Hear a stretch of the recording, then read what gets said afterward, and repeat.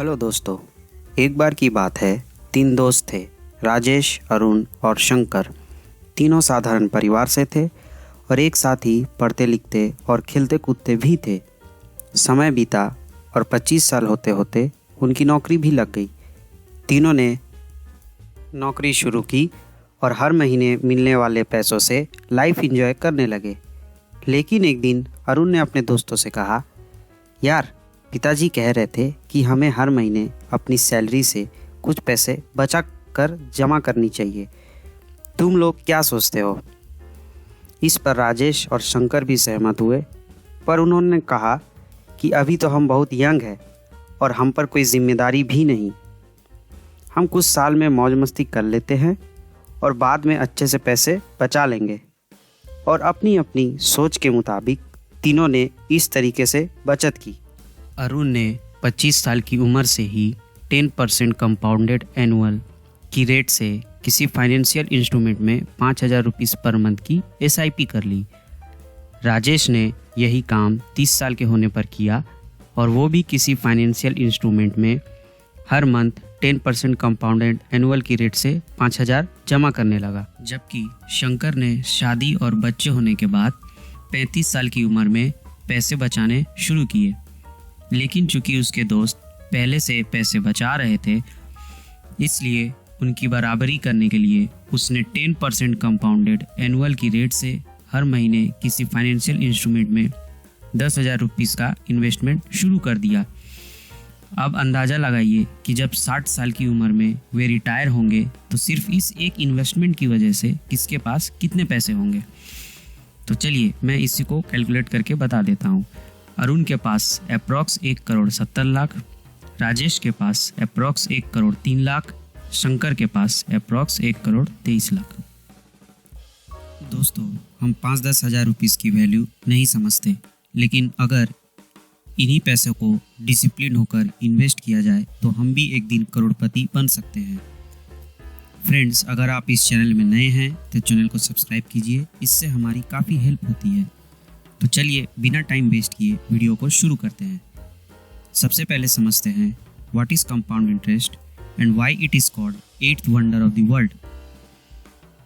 Compound interest का दोस्तों सबसे बेसिक फंडामेंटल है कि आप एक सर्टेन ग्रोथ रेट से पढ़ रहे हैं, लेकिन the biggest difference is that वो जो ग्रोथ रेट है वो एक नए बेस पर एस्टैब्लिश हो रहा है। इसका मतलब है, सपोज आपने 100 रुपीज़ से स्टार्ट करा। 100 रुपीज़ से जब आपने शुरू करा, लेट से आपका ग्रोथ रेट है 10%, तो पहले साल आपके पास थे 100 रुपये।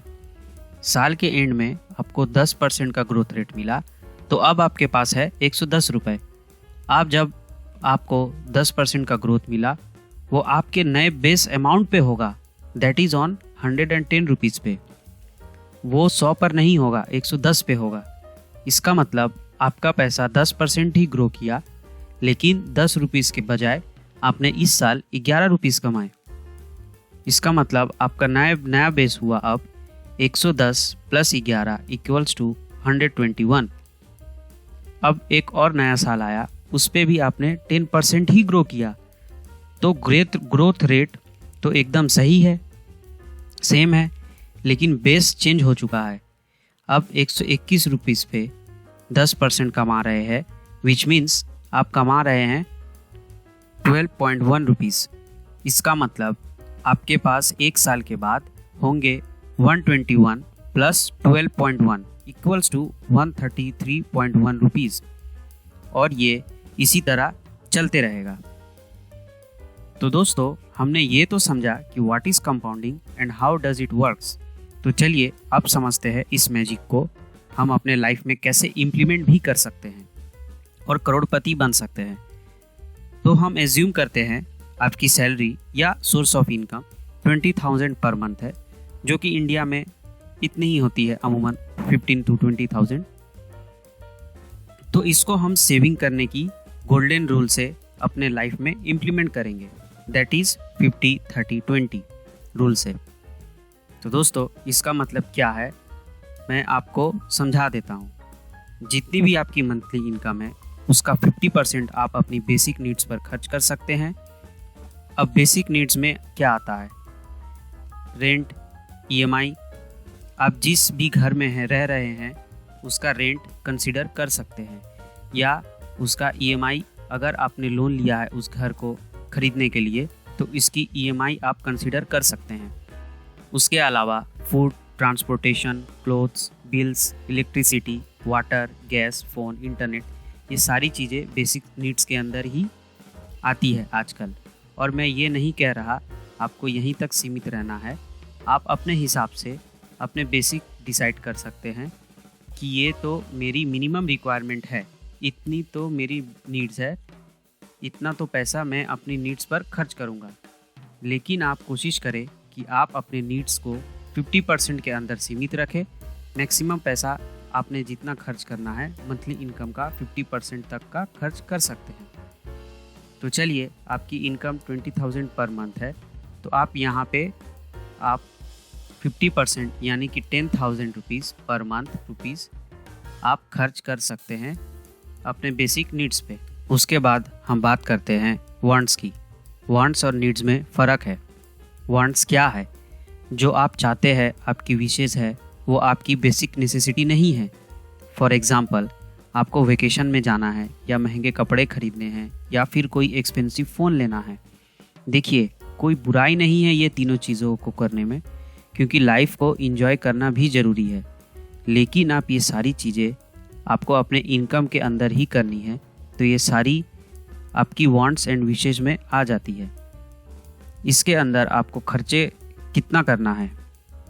30% of your income, that mean 30% of ₹20,000 is 6,000 per month अपना बजट बना सकते हैं, यानी कि साल के हुए 72,000 रुपीज़। और आखिरी में 20% आपके सेविंग्स के इन्वेस्टमेंट में जाना ही चाहिए। ये क्यों ज़रूरी है? ताकि आप अपने रिटायरमेंट के लिए प्लान कर सकें। और आपको जैसे मैंने अरुण का एग्जांपल देके समझाया, आप जितनी जल्दी ये फिर अर्ली एज में शुरू करते हैं, आप उतनी जल्दी रिटायर भी कर सकते हैं। तो इन्वेस्टमेंट्स के क्या क्या ऑप्शंस अवेलेबल है हमारे पास? एफडी है, PF, stocks, mutual funds, real estate, और इसके अलावा और भी ऑप्शंस भी है। लेकिन इसके लिए आपको डिसिप्लिन बनना ज़रूरी है। तो 20% ऑफ 20,000 हुआ 4,000 रुपीज़ पर मंथ एटलीस्ट आपको इन्वेस्टमेंट करनी ही चाहिए। तो चलिए, इसको हम रियल लाइफ एक्सपीरियंस से समझते हैं। अगर आप 20% के हिसाब से 4,000 रुपीज़ इन्वेस्ट करते हैं इंडेक्स फंड में, जिसकी एनुअल रिटर्न 12% हो, जो कि इंडिया के टॉप 50 कंपनीज़ में आपके पैसों को इन्वेस्ट करती है, तो मान लीजिए आपने 22 की उम्र में इन्वेस्टमेंट चालू की, तो अगले 10 सालों में आपके पैसे 9,20,363 रुपीज़ होंगे। 15 सालों में 19,98,780, 20 सालों में 39,57,937, 25 साल में 75,17,132 रुपीज़ हो जाएंगे। इन्वेस्टमेंट के शुरुआत के 9-10 साल आपको ज़्यादा डिफरेंस नहीं दिखेगा, लेकिन उसके बाद आपको अमाउंट डबल होते दिख जाएंगे। और अगर आप 30 साल तक 4,000 रुपीज़ 12% के हिसाब से इन्वेस्टेड रख रहते हैं, तो ये अमाउंट 1,39,83,110 रुपीज़ हो जाएंगे। दुनिया के लेजेंडरी इन्वेस्टर वॉरेन बफेट ने 11 की एज में इन्वेस्टिंग स्टार्ट कर दी थी, और 60 की एज में उनकी वेल्थ हो चुकी थी $10 बिलियन। और जब वो लेट 70s में थे, उनकी वेल्थ हो चुकी थी $50 बिलियन। और अब 93 की एज में उनकी वेल्थ हो चुकी है $120 बिलियन। और कंपाउंडिंग इसी तरह से काम करती है। तो दोस्तों, 4,000 रुपीज़ तो मैंने एग्जाम्पल के लिए समझाया था। सबसे पहले आप अपनी इनकम को बढ़ाने पे ध्यान दो। अगर मान लीजिए आप आज से 30,000 की SIP शुरू करते हैं इंडेक्स फंड में, तो अगले 8 सालों में आपके पास 50 लाख होंगे। फ्रेंड्स, कंपाउंडिंग इफेक्ट देखने के लिए आपको पेशेंस की ज़रूरत होगी। अगर आप सोचेंगे कि अगले 3-4 सालों में आप करोड़पति बन जाओगे, तो ये पॉसिबल नहीं है। तो आई होप इस वीडियो की मदद से आपको कंपाउंडिंग का मैजिक समझ में आया होगा। ये वीडियो पसंद आया तो लाइक कीजिए और चैनल को सब्सक्राइब करना ना भूलें।